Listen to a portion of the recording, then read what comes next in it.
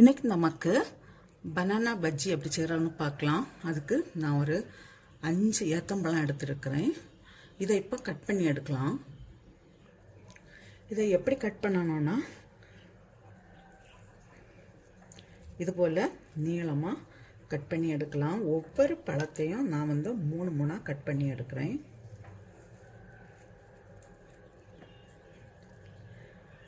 இதே போல் எல்லாம் கட் பண்ணிட்டு பார்க்கலாம். இது இப்போ இருக்கட்டும். இதுக்கு ஒரு பேட்டர் தயார் பண்ணலாம். அதுக்கு 1 கப்பு மைதா எடுத்திருக்கிறேன்.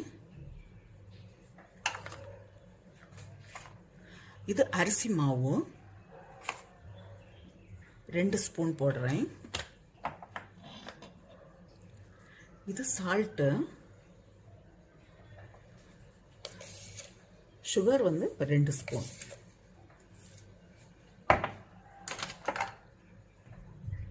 ஒரு எல்லோ கலருக்காக நான் கொஞ்சமா மஞ்சள் தூள் சேர்க்கிறேன்.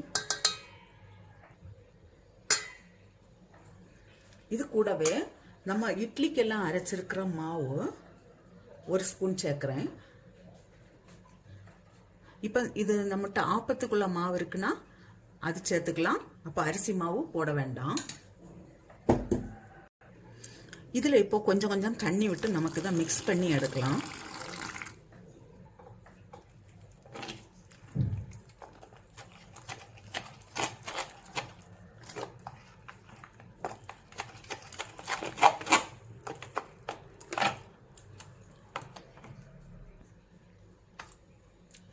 இந்த பதத்துக்கு மிக்ஸ் பண்ணி வச்சுக்கோங்க.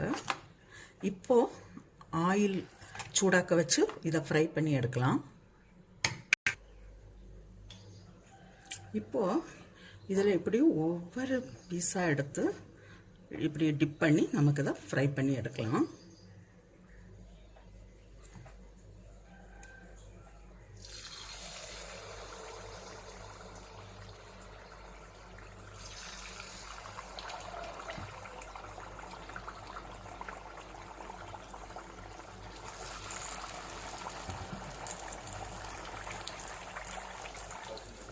இதை இப்போ மறைச்சு போடலாம்.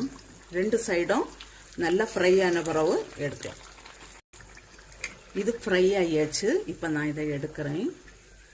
இதே போல் மீதி இருக்கிறதையும் ஃப்ரை பண்ணி எடுக்கலாம்.